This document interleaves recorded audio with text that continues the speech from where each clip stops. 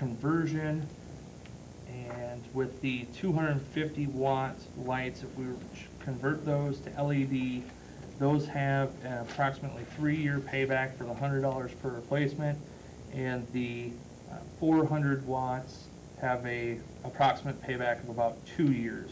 And then you can see the 100 watt ones take over 8 years to at least pay back if you're still not operating in the red on the 100 watts. We can select which ones we want to do and which ones we don't. Most cities are actually opting into the conversion of the 250 and 400s and the standard conversion for the 100 watts. So they simply get replaced when they burn out. And so I'm actually recommending the same that we replaced.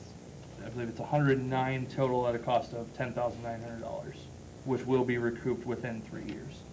Is it the same brightness as well? They'll actually appear brighter because it's a true white light. Yeah, they're not orange, they're a white light. Okay. There's a handful out there that they've replaced. Mhm. They're a flat fixture, so you can tell the difference. But Okay. they don't have that orange glow, so you can actually tell colors. Okay. And there's lower cost, less energy required, so cost savings. So are you asking us to do the standard conversion or this? No, the custom, You're recommending them to just go ahead and authorize them to go ahead and replace them? yep, authorize you to enter into an agreement to replace Okay. the 51 250 Okay. watt, 58 400 watt. Okay. So moved. Second. All those in favor? Aye. Opposed? Motion carried. Under resolutions, we need a motion to approve the following proposed resolution number 2016-35, a resolution amending the current budget for the fiscal year ending June 30th, 2016. Gloria already touched on this with the public hearing. Move to approve. Motion by Joel, Second. seconded by Brett. Roll call vote, please. Goodell, Aye. Slater. Aye. Vermeer. Aye. Rusher. Aye. Davis. Aye. Motion carried.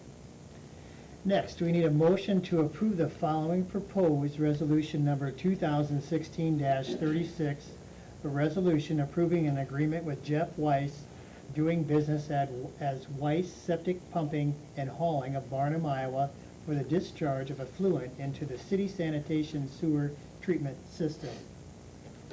This is an existing agreement that it's required to be renewed annually by the DNR. The price is the same.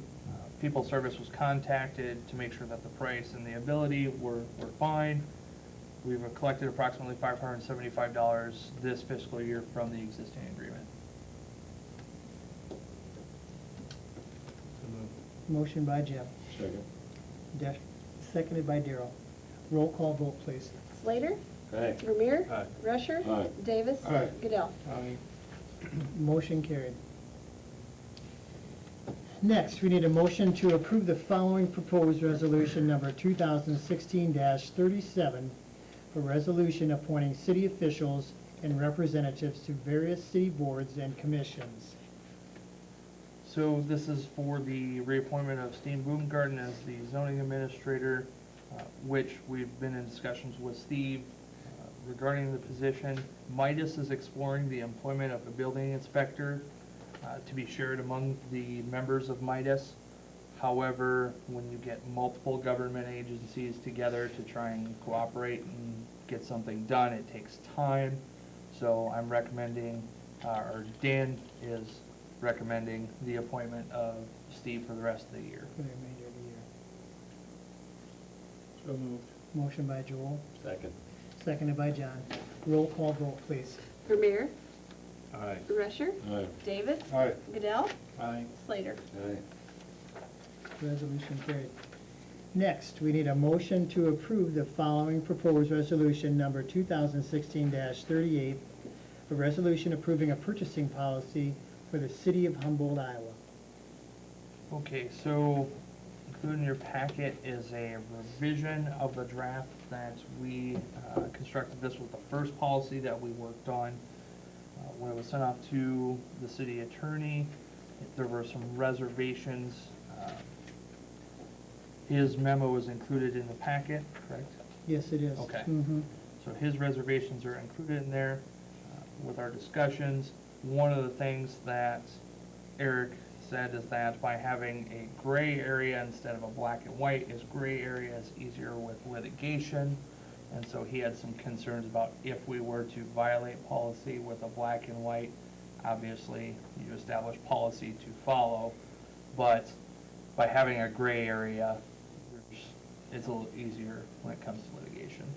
So include for your adoption is Eric's recommendation of the purchasing policy, because he would have to fight anything that if someone were to argue that we did not follow the policy. He had 3 or 4 recommendations that he would revise from our existing format. I mean, is that correct? Correct. Yeah, yes. that's what I thought, that's what I read too. So then the revisions were actually implementing Eric's Correct. document, okay? Yes.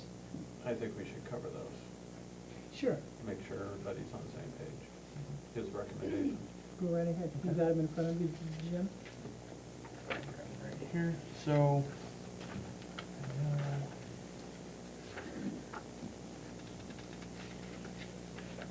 Here we go. So his comments, he does say at the onset, I want to give you my biases in recommending policies. Throughout the career, I've seen private and public entities endeavor to adopt policies. Sometimes they're whole scale, sometimes individual policies. In all cases, I try and impress upon the organization policies that it's a double-edged sword, and that they sometimes become so detailed and complex that they become unworkable on a practical level.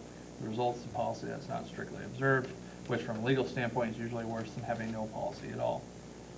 That's the portion that I was talking about. So some of the ones that he found problematic is, one, the imposition of numerous duties on city clerk, which might be beyond her current responsibilities, which I'm sure Gloria's, she's fine with it.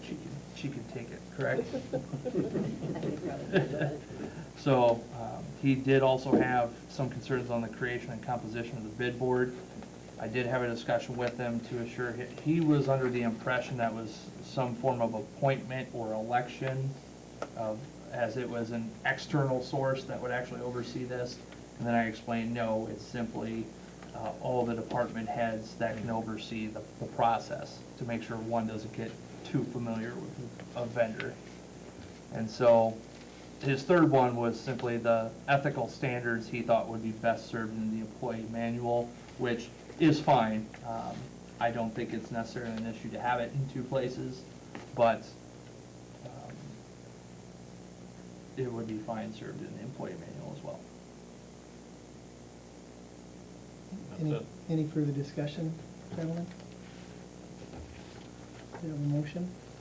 So moved. Motion by Joel, Second. seconded by John. Roll call vote, please. Rusher. Aye. Davis. Aye. Goodell. Aye. Slater. Aye. Vermeer. Motion carried. Excuse me, next, we need a motion to approve the following proposed resolution number 2016-39, a resolution approving an agreement with Mike Doyle, doing business as Doyle Excavation of Fort Dodge, Iowa, for the discharge of effluent into the city sanitation sewer treatment system. So Friday, shortly before packets went out, we had Mr. Doyle come to us wanting to do the same thing. And so we added him as another resolution. This would be a new agreement. It's not existing, but it's the same exact agreement. And there's no history as far as what's been collected at this point. Move to approve. Motion by John, Second. seconded by Brett. Roll call vote, please. Davis. Aye. Goodell. Aye. Slater. Aye. Vermeer. Rusher. Aye. Motion carried. Under ordinances, we need a motion to approve the second reading of the following proposed ordinance. An ordinance amending the Code of Ordinances of the City of Humboldt, Iowa, by amending Chapter 28, Section 3, pertaining to the structure of the Historic Preservation Commission. Any discussion on that? That was basically going from 5 to 7 members is what they requested, and that is the gist of that whole Yes. request. So moved. Motion by Joel, Second. seconded by John. And, We need the roll call. okay, Sorry. that's fine. Roll call vote, Goodell. please. Aye. Slater. Aye. Vermeer. Aye. Rusher. Aye. Davis. That is it for our scheduled items. Travis, do you have anything this evening? I'll just reiterate, we're into mowing season. Those that are, have acknowledged it. Thank you for not mowing your grass into the streets. As I said last May, it's not just a looks good issue. It does affect our storm drainage. Also, as a reminder, we do have a ordinance that says you need to keep your lawn mowed. So if you have any questions regarding that, please feel free to give City Hall a call. There's some that are looking pretty tough. Yes, there are. So, I don't know what we've done in the past, but other than report them, you send them a letter, but I don't know what the ramification is if they don't mow it, but. They can be issued a citation. They've got the teeth now, we put the teeth in it, Yeah. so enforce it. Gloria, did you have anything this I evening? don't. Daryl, did you have anything No, I this evening? don't. Brett? Nope. Guys, anything other than that, the mowing ordinances or anything like that? Okay. The only the- go ahead, Jim. The, along the Sumner, the sidewalk and all that, who's responsible for mowing that? That was discussed internally Okay. this morning. It'll be addressed. Going up the hill? Yep. Yeah. Good. Get my wife off my fanny. Get that thing.